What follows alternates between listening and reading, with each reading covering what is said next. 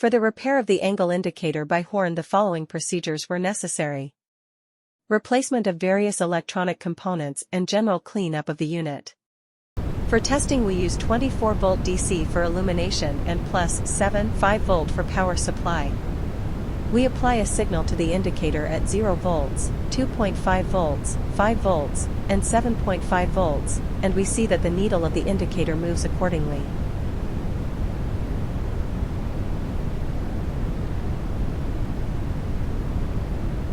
We continue the test and apply a signal of -2.5 volts, -5 volts, and -7.5 volts.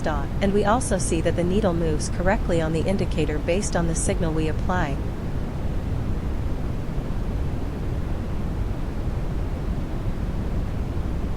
It is now clear that the angle indicator by horn is working successfully and is ready to be delivered to the client.